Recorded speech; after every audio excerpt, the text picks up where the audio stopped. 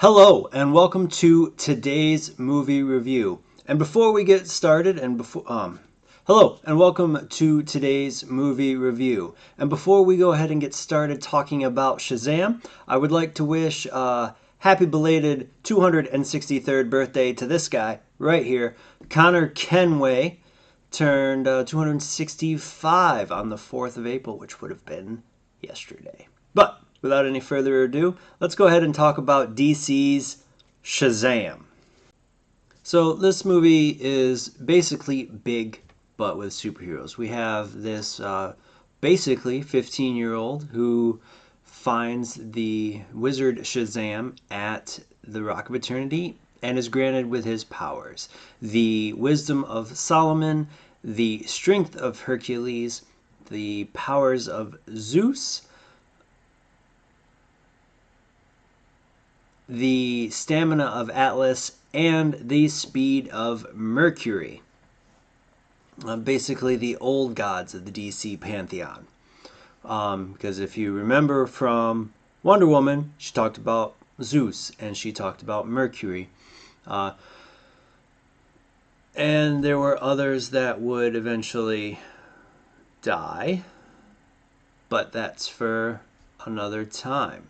This film was fun. I had a lot of fun with it. My daughter had a lot of fun with it. We laughed.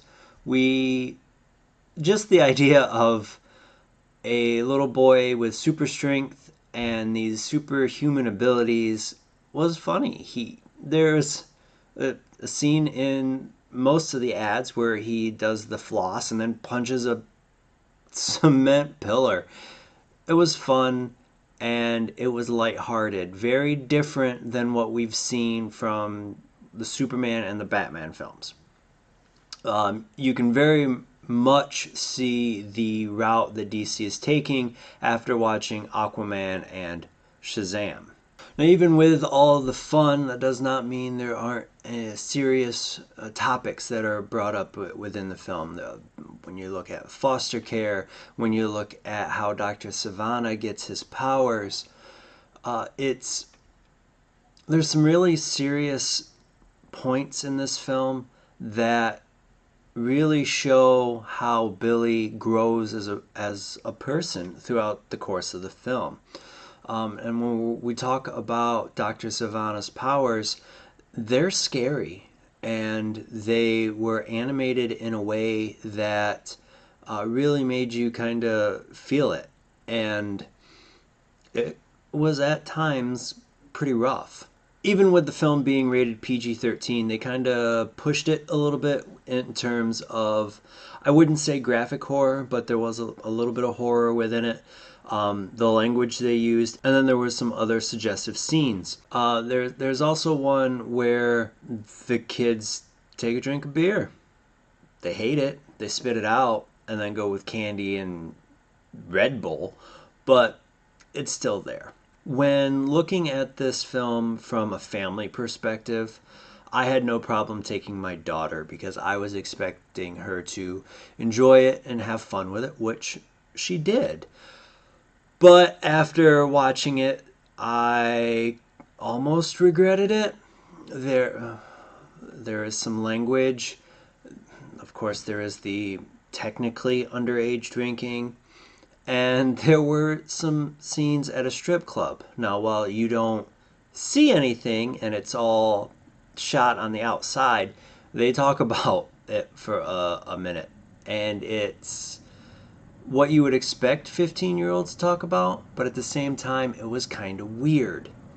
Now, there were a lot of comic book references setting up the future of the Shazam series that made me smile. There were things in it that were other comic book references that I was surprised with, that they went with, and I was happy to see how it all turned out.